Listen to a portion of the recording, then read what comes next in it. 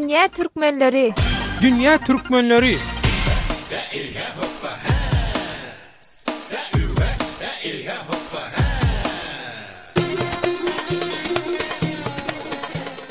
Dünýäniň dürli ýerine ýaran türkmenleriň ikwal pursatlary hem dürli. Adatyk radiosynyň dünýäniň dürli ýerine ýaran türkmen diasporasy bilen baglanyşykly bu hepdelik dowamly gepleşigini Türkiýeden taýýarlap hem alyp barýan Döwlet Baýhan.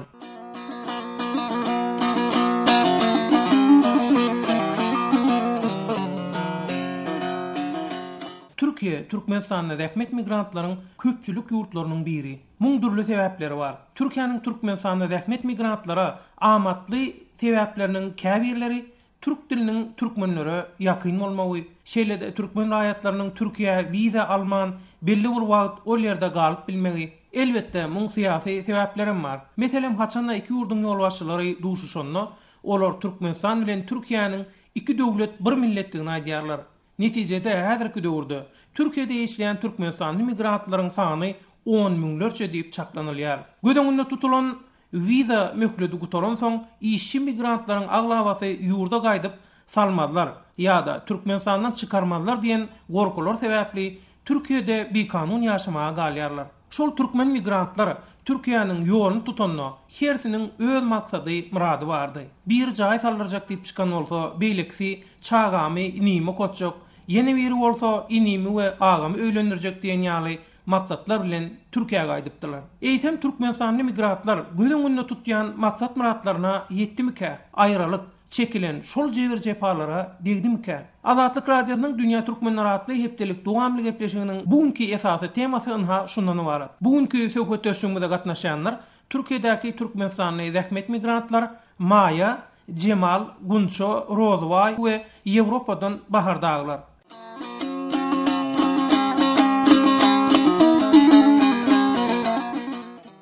Kötöşür hemmeňiz hoş geldiňiz. Hoş bulduk. İlki bilen Maýadan başlasak diýär. Maýa, sen näme maksat bilen Türkiýe'ye geldiň? Näçe ýyldan bäri iş ýapýarsyň? Şol gödeňine tutan maksatlaryňa ýetdiňmi? Men İstanbul'a gelip işlemene başladım. Ben 5 ýyl oldu. Menin Türkiýe'ye gelmemin en asy sebebi 3 tane oğlum var. Üçüsini okutmak, jaý almak. O sebeplerden dolayı geldim ama dediğim gibi hani o maksatlarına yettim mi diyen, o maksatlarıma yetmedim. Sebebi 3 tane çağanı okutacak, eline makam var, doğanların ceylerim var. Her kimin bir, hani diğerleri Türkmenlerde, birinin bir tarafını kapatsan bir taraf açıldı. Yani aldığın pulun yeteni. Yaşilin var, ne hil ýagdaýlary baştan geçirdin sen iş ýapýaran ýerinde? Şul aýralyga değdi mi? Onu aýralyga değdi mi diýsen, bir taraftan değdi diyelim. Bir taraftan hem çağaları eneme tam görürsün gelýär. Gidibilen ok diýeýin. Ama ikisinin iş yok, gidemire diýen ok. Yine de destürüstürüp kazancımız var diýip işlätiyoruz, başka da näme diýeler. Inni aramızda Ýewropada gelip ýören bir illeşimiz var. Bakar. Inni bakar şu Adatyk radiosynyň adatxabar.org diýen saýpasyna migrantlaryň maksatlary başa bardymy diýen şol forum soraw jogapda soraw alşykdy. Şo taýyp öz tekbirlerini, garaşlaryny, pikirlerini ýazan illeşimiz var. Meselem Şiraly nerden Türkiýe Istanbul diýip ýazan bir okuýjymyz, dinleýijimiz Hawa men geldim owada ýaşaýan ejemiň arzularyny ýerine ýetirmek istedim. Öýümde şeýpir etmek hem de iki oğlum var, olaryň durmuşyny men ýaly bolmasyn diýip 5 ýyl Istanbulda kul bolup işleýär. Prezident utanmaýarmy? Öz halkyny ezdirýär diýip ýazdyrdy. Onuň asy diýen ýene bir dinleýijimiz o tekbirini pul gazanlyk elbetde, emma durmuşymyzyň uly bir bölegi hem gorkomsy ýylyň ojagyna kul bolup geçdi. Ol döwri pul bilen ýyzyna getirip bolmaz diýip tefsir alypdyr. Ýewropada iş ýetler nähili? Ýewropa giden Türkmenistanlylar, däkmek migrantlarymyz nähili maksatlar bilen gidýärler? Şol maksat muratlaryna ýetibilýärmi, ýetýärmi? Salam, ýetdi. Taýda ilki bilen belläp geçmek isleýändim. Türkmenistandan çykýan beseler we çykýan illeşlerimiň ýaşyna we durmuş ýagdaýyna görä maksatlary hem ýetgeşik. Mysal üçin ýaşy oglanlaryň köpüsi okumagy çykdy. Bir bölegi hiç olsa gelecekte okuw için pul toplayacak diye bilgiyorsa nerede okuyacak olsa da hatta Türkmenistan'da okuyacak olsa da birden pul verek. O bizne dağıttı elimde. Beylek bir böyle maşin alacak diye, bir böyle öğrenecek diye. Kızlaram yani bir böyle okuyacak diye çıkıyor. Bir böyle işleyecek. Enema tamam kardı var diye. Aydın'ı öğürdük. Erkek doğanımı öğürdük. Karda battık. Enema tamam büyüceyten o. Tızap doğrular pulumuzu berin deyip. Senen joralama tanışlam ken. Benim ölüm adetleysem Gırgızistan'a üniversitede uçarmakak. Uruş sebepli Türkmenistan'a evakuasyon bolup geldik. Benim nemi gaharı gabat öyküynevilen başıma alıp çıktım Angla. Soğum okur deyip geldim maksadıma gittim. Derdi dil öğrenecektiydim İngilizce. Sebeplendi Türkmenistan'da beni diller enstitüsüne almadılar. Bilimin yetenek dediğini. Benim için bir Angla Amerika için ben bilim vereceğim deşti. Orslan Roosevelt diyanı var. Gülüne aynaklarını derdi çıkardım. Karab koren olayım. Derdi durmuşum. Hakiki suratlarını, durmuş yağdayının hakiki renklerini görebiliyorum. Seride çıkıp evine göredende Türkmenistan'ın yağdayını başka gözünden görüp oluyor. Bizi kukla yani oyuncak yani ellerinde oynuyor. Devlet, hakimiyet. Edesi gelenlerini editörler. Benim hatam için içim yanıyor. Şolaram edebilsem, şolaram getiresim ediyor. Derdi özlerine göre, yaşına göre, sağlık yağdayına göre pensiyon giderdiler. Ahar getiresim ediyor diyen oluyor. Yine daşa lurtlarda işlep görün, okap görün, illeşemiz, solar yalakı şeklenem Türkmenistan'da bolmağın elbette arzu ediyor. Bu kevizi yazday.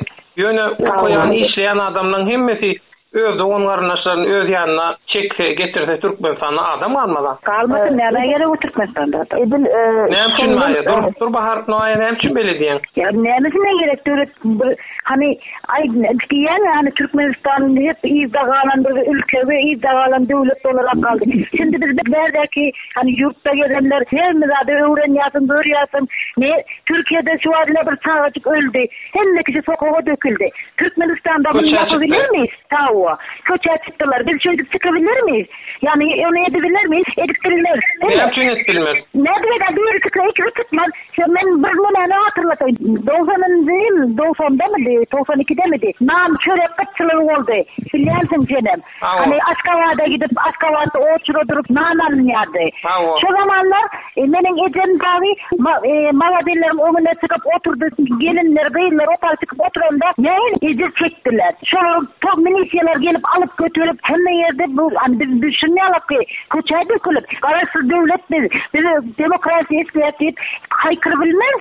Bilemeyiz. Onun için bizim önümüzde gösterici hani görülde verecek. Şunu yapın diyecek bir adam gerek. Ondan düşünürüm Maya. Ondan hazır Türkmenistan'la sol arzu ediyen yağdalarının bolmağı için yıkatak çıkalga yurttan gitmek mi, yurttan çıkmak mı? Ya yurttan gitme. Mesela pulun olmasa üniversitelere alın oklar, çağalarımız ok. Benim 3 tane oğlum var. Devlet ben o çağatıklarımı koysam diyen ulu adam edebilsem diyen ama gücüm yeter mi? Yetmez. Ben tek başıma $600 verdi alıp her yerden. Ben her gün var ya hani oturuyorsun, televizyonda görüyorsun, çağı görüyorsun. Ya bir sevimli köçeden yören de yolda yörerken bir çağı gördüm. İçimi razı ya. Aha git ben özüm var ya özüm gördüğüm zaman ağlayan yani. 5 yıldır ben çağımı bilem o. Sadece seslerini duyan men size olup ötüyorlar. Yani Tayda bulan gelinlerin hemmesi çağlarının yanında olsa o değil mi? Prezidentimiz söylediklerini akaminen bu paralelini alıp aydan milletine bakıp da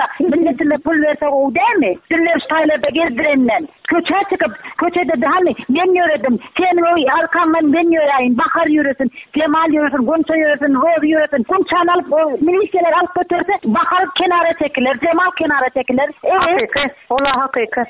Yürek gerek, yürek. Bizim yurdumuzda ona kan 10 yağlı yok. Adamlar çıksa arkasında liderlikleri duyuyorlar. Bizim yurdumuzda bir tane prezident var. Hemmemiz onun ağzına karayaz. Mümkün derdim giden Türk'ten varan firmalara milyarlar pul ver ya, öz halkına, öz erkeklerimize. Nemçe iş veren o. İş versin. Erkeklerimizi bir yere işleseler, nanının çöreğini çağırdığını, öyüne gelen de nan cevabını getirse, haysı gelin, haysı kalk, ay almaşkala, şöyle gezip de kulçuluk edip, evimizde yok, heleylerin pisliğini süpürüp gezeriz. Hiç yiyeceğimiz duramayız gelinler. Şimdi Türkmenistan iş veriyor. Gelsin her kim öyle sadıklarının başına, ordunun başına diyse hepimiz gideriz. Hepimiz gideriz. Gittiniz. Soňam bermedi. Ondan näme ýene ýygyny aýtjakmy? Şimdi näme şeysiz bäri getirinjäňiz bolýarmy diýip soraýan. Başka ýol ýok. Sadıklarymyzy getirip bärde okudyp, bärde ýerleşibilsek, bizi özümizçe bolýar. Sadıklarymyzy getiribilsek, ejelerimiz hasta, bärdelerimiz hasta, enelerimiz hasta, getirip şurada hastanada bakdyrybilsek, puluny bersen gowy doktor. Ya o taýda berdim, aýtmana baranda berdimi diňlän oklar diýär. Mesela menin Kümüş diye kız program gitti Türkmenistan'a. Kızının pasaportu için hani hem özüne kayda pasaport aldı. Hem kızına pasaport alıp verecek. Ağzından 2 ay şu kayda durdu. Ne için? Bilmem nemen yok. Bilmem onun yok. Bilmem onun yok. Bakan Arap yüzüme de seyreden oklar diye. Hani o çurda ol git ya. Hiç kimem diye kabul eden ok diye. Yüzüme bağlı kayırıyorlar. Yol etende hay o zaman sen nerede bu tayda sen diye hani nerede sen getirmedin? Keşke gücümüz yetse, keşke bir edebilseydik ki hemmemizin elimizden gelse çağlamızı getirip tayda okuduk. Sonunda yine de Türkmenistan'a onların çataydı. O sonra seydat olmadı. Sen de ötüye durum öyle olacak onlarda. İnşallah. Cemal, başka sen goşak aýtjaklardyň barmy Türkmenistan ötüye diýen? Sen görýänler bolsa aýtsana hani dinläliň seni. Telefon açsan ganaýlar, turat baly aýyldyklerde diýip. Niýde ötüýär döwlet? Yok, belki Cemal'ın ýaşaýanlaryny ötüýärler. Cemal dinläliňni? Ay yok, ötüýär näme? Cemallar ötüýändir. Cemal'ın indi Türkmenistan'ı bildirmeň. Arzusuz adam ganatsız kuş bolmaýy ýaly her birimizden. Cemal'am arzu etdi. Arzularımızla geldik. Tamam. Benim de bir tane oğlum var. Evet. Senin bir tane oğlum var. Benim 3 tane oğlum var. Bu nahil olacak. Benim İstanbul'a arzum ulakan olsa da özüme bir öy almak için geldim. Alabildin mi? Ama her yıldan yıla öylerin bakası kalkıyor. Ösyarı kimi memleket? Ben olarak ayrılmayayım. Ben $40,000 öy alacak olsam obadan bir mellek alıp koca bir öy alırım dedim. Cemal İstanbul'da veriyorlar $40,000. İstanbul yazıyor ben $40,000 dair vilyakan Türkmenistan'da ne işin var? $40,000 olsa doğru söyle Gunçat. $40,000 olsa İstanbul'un göllerinde ne var ya? Öyümü Türkmenistan'dan alsam edem orada, kalkım orada, doğanlarım orada, yakınlarım orada, söylenlerim orada. Söylenlerim orada ben baylık pul söylenlerinden daha mı önemli? $40,000 öy alacak olsam 3 yılım bitecek berde. 3 yılımdan beri de alıp bilem o konu. 3 yılın içinde de her yıldan yıla $1,000 değil, $10,000 öylerin üstüne çıkıyor. Her yıl $10,000 galya yukarılanıyor. Ha bakalır. Berde işlemek katı kıyım. Ecem kalkam doğanlarım, oğluma göresim geliyor. Kırılmak katı kıyım. Yurdumuzda işe girecek olsam pul soruyorlar. Bir çağlar bağlarına açıldı. Onlara işe girecek olsam $2,000 alıyorlardı. Şimdi $3,000 istiyorlar. Kim derse işleye olmasa yok. Son kimin işlersi geliyor. Bere tapıp bilse bir yerler tapıp bilen oklar. Kimin daşarı yurda çağlarından ayrılıp gelesi geliyor. Ben öy almak için yarım yıldan beri işleyen derdi. Benim için zatı kıyım. 3 yıl işler bilmezsem gidecek. Hiç zat gerek değil. Sağ ol Cemal. Yöne gelinleri gurulda oturmalı. Buram erkek seçtelin. Yine aramızda Rozovay var. Rozovay Azatlık Radyosu'nun Dünya Türkmenleri adlı heptelik devamlı etmişinin şunkü teması migrantların maksatları başa bardı mı? Doğrudan daşarı orada türlü maksat bilen çıkan ağlavatı ekleşti çıkan şu Türkmenistanlı migrantların maksat muradı başa bardı mı ka? Sonra öğren yerlisi sonra da bunu bir başından geçiren bile bir şol migrant durmuşunu çeken adamın özü biliydi. Biz bir tarafı göz önünde tutuvatacağız. Ama onun köp türlü tarafları var. Yani hazır şöyle 25'lerimizin gözleri ayda atıyordu. Bir maksadımıza yettik de ikincisine yetip bilemiz yok. İkincisine yetsek üçüncüsüne yetip bilemiz yok diyerse. Biz hiç katana şonu bir taraflayın değil de şunun ehli tarafını göz önünde tutup şonu selcerip aytmak bize gerek. Sebebi değilsen kadın iyi bir yetip bilinmeyecek bir tarafı var. İyi esası bir tarafı olan ayrıçılık. Ayrıçılığın özünü hiç tatlı devam bulanık hiç tatlı özünü doğruluğunu bilemez. Temelde düz gelip polya yani şu ayrıçılığa düz gelip bulanık diyecek olayım. Evet şu ayrıçılığa düz gelip bulanık. İkinci bir tarafı var adamın şahsy durmuşunda işlem yerinde iş yerlerinde adamın sağlık durmuşuyla bağlanışıklı. Sağlık durmuşunda işlem yerinde senin sağlık teknik hoşsuzlukların gözünde tutuluyor mu tutulmayan mı? Şol hoşsuzluk senin öz boynuna mı ya iş verenin boynuna mı? Yine şu zat ortada bir sonra hükümde olup da keselim. Köpüsü vizasız olansa onda vizasız adam hücrüklerden faydalanmam bilen ok tip bilen mene. Elbette faydalanıp bilen oklar şu sebepli. O yine bir beyleki bir tarafı var. İnhayanı şol açya da o yurtta eyle yurtta beyle o yurt bakanlar düşünemen katılıyorum ben ama doğru diye düşünüyorum. Ama onun yine bir tarafı var. Ya biz bütün bu Türkmen halkı olup biz her cemiyete tayyar milletten. Biz yine demokrasi esasında yol alıp var ya demokrasi esasında siyaset yöresel deyip biz yine onun yanına şunu praktik edip görürüz yok biz. Sağ ol. Biz şunu edik görürüz yok. Söyleysem şu zaman edik görmeyenden sonra yine bizim önümüzde kesilip duran çırşırlı yolların değeri de bul devlet.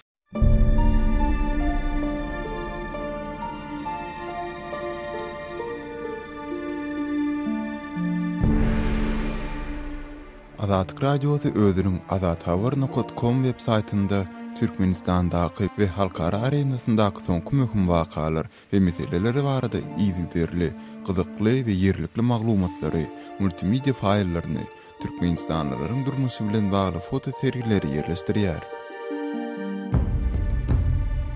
Eýsem azathabar.com Türkmenistanyna petikli ahirin. Türkmenistanlylar oňa girip bilen oňa. Türkmenistandaky dinleýijilerimiz iPhone 3 proxy sistemi arkaly azathabar.com saýtyna hiç ýyl bökdünsiz girip, onuň hyzmatlaryndan dogry peýdalanyp bilerler.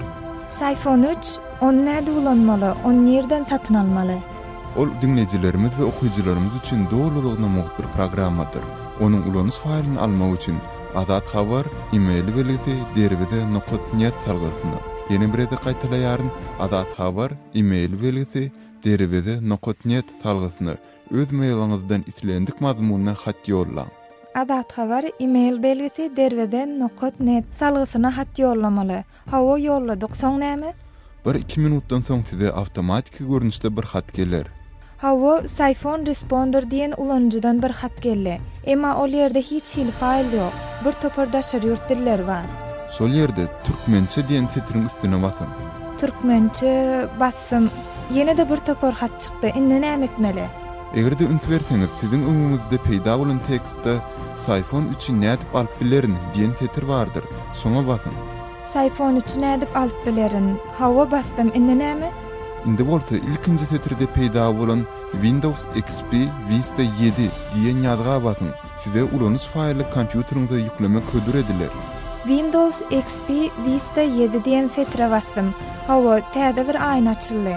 Hödür edilen faýly kompýuterime ýüklemelimi? Owa kompýuteriňiziň islendik ýerine ýükle. iPhone 3.exe atly faýl peýda boldy. Owa indi şol faýlyň üstüne bassaňyz, Azatlyk Radiosynyň sahypasyna hiç ýyl bökdünsiz girip bilersiňiz. Egerde goşmaça soraglaryňyz bar bolsa, biziň hat e-mail belgisi azatradio.org adresimize ýazyp bilersiňiz. Daşarurda çykýan şol rahmet migrantlarynyň iýleşlerimiň köpüsi diýilýär. Eklen üçün çykýar diýilýär. Onuň ýaňy bakar aýtdy, men ýa-da okumaga çykdym, okuwurly, okudum, innem iş ýapýarmydy. Awa, men buň kötöşümden birem bunça, şu bunçada Türkiýede köp sady başynyň geçirip ýör, özüm işläpýär, iş isleýän türkmensanlara da iş berip bolarym, iş ýerleşdirip ýör. Ne bunça sen nähili pikir edýän, ine şol ýaşy niýetler bilen gelenler nähili ýagdaýlar başdan geçirýänleri dinledik. Biram durmuşyň beýleki tarapy bar. Bu arada sen näme diýbilersiň? Haram kurbananın debe kullanca ayam olyanlar, dip maşynam binyanlar, ministrlar bitýän restoranlarına, toýa medýanlar, halal pul kazananlar bunu edilmez. Haram öýe bilen oky. Bize bolanyň geçenlerde gelinen biri işe koydum, 3-4 biri işe koydum, o beni işlemedi. Son özüne elbet yola davet. Sizce Polyanım, elbet niyet bilen gelenler, elbetçilik ihtiyarlar, bu niyet bilen halal rahmet çekmeyene gelenler, edil 5 yılla, 3 yılla arzuna yetip bilen aklar. Şonaydayım. Doğru etken Gümçan. Polyalı elinden bize mağda inantak. Rozvay varda diyecek kollu, gedek Rozvay'a verelim. Ağa Rozvay? Devletin şu Gümçan'ın yankı diğerlerine biraz açıklık koşacak yerim var. Gümçan'a açanlar, Gümçan'a açanlar. bakardan başlar. Hawa. İnsanın ajanının canı var. Dese barda korrupsiýa bile bağlaşdırdılar. Men sanny diýmän, o tonyan döwremaýsam. Türkiýe milleti öyle bir elbet gözülen bakýarlar. Türkmenistanyň yok bir işgärlerine, ministrlerine. Şeýle bir elbet gözülen bakýarlar bolan näde baňlatjam bilemok. Türkmenistan, men Azerbaýjany diýip aýtýan aslında Azerbaýjany men diýmişim. Azerbaýjany diýen mene. Tonyan inne Türkmen näme? Tonkuwa işläp ýören gelinler işlerlerinden aýryldylar. Ana pasport bilen işlem ýapylmaýan bolsa, oturmydynyň ýok bolsa işledi bilen bok. Bolmasa iş ruhsatyň bolmasa diýip şo pasport çalışyp uly ziyan etdi gelinlerimi işläp ýörenje gelinlerimi. Ondan şeýdip şu işler bilmän içi yanıp elbet ýoly özüni örtüren gelinlerimiz ama işläbiden oklar islemeden mecbur bolup etýän gelinlerimiz ama döwremaýsa. Bir pikir etdi de gelinlerimizi gelinlerimiz öz ýurduna, enesine, atasyna, çağlaryna gowşurmany. Ana geçende bir gepleşikde aýtdym. Daşar ýurda gidip gelenleri iş alanoklarmyşyn diýip bir 3-4 günlükde bir taýdan ýeseki bir bolup işläp giden gelinler biri jan etdi. Gowmy saman otyrmyň diýip. Saman bardyňmy diýsem men işe derleşäýdim diýdi. $3,000 berdim onu alayda da verdi şu kerime dedi on hayran aldım. $3,000 verip ömkü işläp beren ýerine serwetçi boldum. Döwletimiz Türkmenistan'da önceden de var bu pul verip de $3,000 ver, $5,000 ver işe alıp durlar. Ama pul vermeden iş alanok var. Bir şu vardır. İşe mesela $5,000 verip giriyor işe o başında duran adam başka bir yere geliyor. Değişiyor olan o $5,000 veren adamın $5,000 kıyıp onu işten çıkarıp onu verip karındasını iş alıyor. Onun mu oluyor? O da var Türkmenistan'da. Bunların dedikleri haklı doğru ya. İslemen eden gelinlerimiz var. İslemen aydı şiyalık bir yılın içinde cahaya malyalar, maşina malyalar, özlerine gerekli hem de ama Arapçı öyle pulcağını toplap etmiyor. Kalansa ekmeğini kazanıp işleyen gelinlerimiz cahaya malmaz, maşina malmaz. Yine ailenin iyice pulcağını uğratar. 5 yıldır mesleği işletiyor. Restoranda bulaşık yıkayan. Sabah 8'de gidip akşam 12'de geliyor. Aldığım aylık $600 maskalamız oraya yetiştiriyen devlet. Mümkün tasarruf pasport bizim atabalarımızda bulup değil mi tasarruf pasportu? Yani o pasporta gerek yok. Bizim halkımız şunu kıyırıp bilen o. Bir o pasport Maya prezidentimiz şeydip ağlap milletine. Millet şeydip ağlama ilerler deyip onun 5 tane 5 tane gelin bunu yaşaya denemen özüme gelip gitmeydiydim. Gitmeyin diyen mene. Bağışa pasportu almak için $5,000 verip ben nereden $3,000, $3,400, $3,800 Türkiye öder. Gide onlar ne olsa $3,400 tapsam kalamı ötecek, işleyecek, gerek gelse pasaport bana. Ne öyle ol? Gerek yok. $5,000 olsa imigrasyon veririm ay. Giderimle tevdacı yederimle çağlam yiyeceğim. Mıdanar ediliyor yanmasamam kirada oturuvereceğiz. $5,000 olsa. $5,000 kazanmak için bir yılla yiyeceğim de yanmasamam edeceğiz. Bir yılla. Çok ötüşür. İnni şunki temamızı cemleyet. Şu temada näme edip bolar, näme etmeli? Yine bakardan başlaly. Her kim öz nowatuna göre öz pikirini aýtyn şeýdibem. Jemläliň bugunky gepleşigi tökötüşür. Hawa bakar näme etmeli? Birinciden eğer Türkmenistan'ın hükümeti, hükümet, ministerler kabineti hakikaten dinleyip geliyor olsa şu temaları onun gözünün düşmeli. İlkinci novatta kaydır. Nokası aylıkları götürmeli. Başarı yurda girip çıkışı doğarak yenileştirmeli. Zatların ömrünü almak için devlet birinci biz cemiyette öz aramızda bir halkı olarak halallen haram saygarını başarmalı. Halallen haram saygarmasak bizim hiçbir cemiyette alacak organımızda yok. Cemiyette eğlentilecek yerimiz de yok. Korkulanım alacak sadımız yok. Almalı bilenim. Ateşarlık olsa değil. Bizim prezidentimiz kimin Mehmet'ip Mehmet'ini bizim televizörlerde aydın oklar. Ve o zaman çıbayım şunu bunu etti. Yani bunu öldürdü. Biz şuna karşı çıktık. Yolu dökülelim. Hani bizi kararsızlık, bizi demokrasi, siyaset halkı kıygırır ya. Biz nereden bilelim? Bizim yukarıda oturanlarımız Mehmet'ip Mehmet uyanını bilelim. Kıyınçılık bilen yolu çıkarlar. Yemin meselerim kıygırıyorlar. Sesinin yettiği sesini duyuruyor. Dünya yüzüne duyuruyor. Biz Türkmenistan duyurabiliyor mu dünya yüzüne? Bunun internetten bilmem neyden hani gönderiyor şunu oldu diye biz çok aydan göreceğiz. Deyip başımızı kaldırmadan bir bak kes başlar şunlar böyle ayıttırdık geçik gideceğiz. Onu şönyal etmeliden şunu ortağa uymalı. Yaş oğullarımız, kıyılarımız okuyor, dünya arayışını bırakırdık yok orlandırır. Şuna gözüm önünü görmeli değil, ileriğini görmeli, uzaklara bakmalı. Sağol Tanrıyalkasın. Emigrasiya edaratını açıp prezidentimiz bir hili Türkmenistan'ın avrayını açırdı. Şuna aydasın Melya. Gatırışlı Türkmenistan'ın avrayışı emigrasiya edarası açılıp deportlar dedi. Köyüne pasport, teyze pasport dedi. Şuratlar ortadan kaldırılsa, bir aratlaşık açılmasa mena doğru mahkematlık edeceğim. Kalkımı getiresin bir ya bu tayt. Başka yolum yok. Doğru isteyem. Gitsem gelmeyeceğim milyen. Gitsem o tayda ne edip oğlum öğlendireyin. Ne edip kıydım o kadar ünlük. Onu häzir Türkmenistan'da şu vatqaýagda şeýdip dowam edip dursa, daşary ýurtda işleýän zähmet migrantlarynyň tanaş bilişleri, maşgalalary olaram ýurtdan çykjak da. Şeýlem. Prezidentimiz daşary ýurda gidenlerini aýyna getirer, ne pikir etýän o hiç pikir etmesin, öýrüm teslenýän. Başga bir çözüm ýoluny tapsyn, aragatnaşyk açsyn, wizalar almasyn. Hiç kim gitmedi ýa-ni, şeýlemi? Öýrüm daşda öwrümdäkiler 8-10 ýyl bolanlar gitmeýän, düşünen oklar ejemlik edýän. Aýty gaýnanem bilen gaýnatamam geljek, getirjek, pul ödüp gelsinler. Bu taýda kirada oturup berjek diýenler bir gaýta öwrümde. Özüme bilen kalkam getirjek bolsyn şeýler. Pasport meselesi bilen milletimi ýygnar ne düşünen oklar gat ýangyşdylar. O ýerlere edip beýdi, soň çykýarlar ha. O emigrasiýa diýilýän edara üstünden gaterwet gülünýär, şu gaterwet awry gaçdy Türkmenistanyň şonu aýdasyn melýär. Arzu edenine degen okluletsen boş-boşuna arzu edelik. Arzu edenimize göre borsa arzu edelik. Ýöne bu canım aýdy şeýle 6 ýyl, 7 ýyl, 5 ýyldan geçenler gitmeni düşünemiz ok. Doğrusu doğru. Saparma Türkmen şahsereden vraç ayal 60 ýaşynda ayarlı bolmaly. Vraç şoňa tereden vraç ayal jaýynyň üstünden çyzygy düşýärdi, jaý elinden alınıp şu wagt ýatylyp bir däl hasta teret otur ödem 60 ýaşynda. Şonu görüyorum parça bolýar. Görül jaý almak üçin uğraşýar. Maňaplarynam oglam rak ketelmişin. Oňa da pul uğraşjak bolup görýän günni men görýän. Şu dağlardan Türkmenistana näýle bir utanç. Köp sağ olun.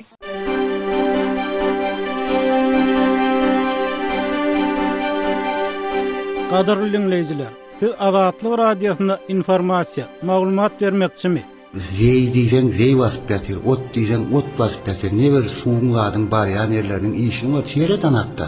Her getdanyň bir toniýa 500 kilo palta alýandyr ýa şonam alýan näler şolady. Şikaýatyňyz barmy?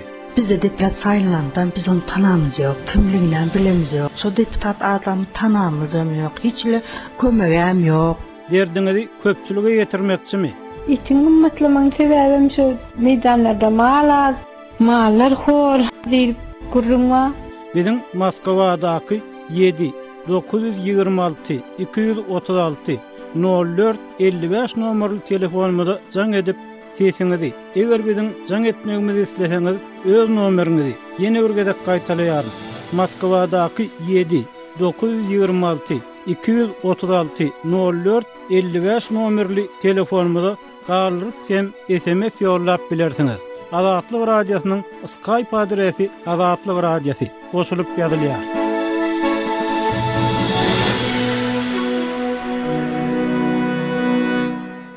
Azatlyk radiosynyň dünýä türkmenleri atly hepdelik dowamly gepleşiginiň bugunky sanyna Türkiýedäki Türkmenistanyň zähmet migrantlar Maya Cemal Gunçoroz we Ýewropadan Bahar daglar bilen pikir alışdyk. Azatlyk radiosynyň dünýä türkmenleri atly bu hepdelik dowamly gepleşigini Türkiýeden taýýarlap hem alyp barýan Döwlet Baýhan. Ýene-de duşuşança, sag bolun, rowaşlyk hemraňyz bolsun.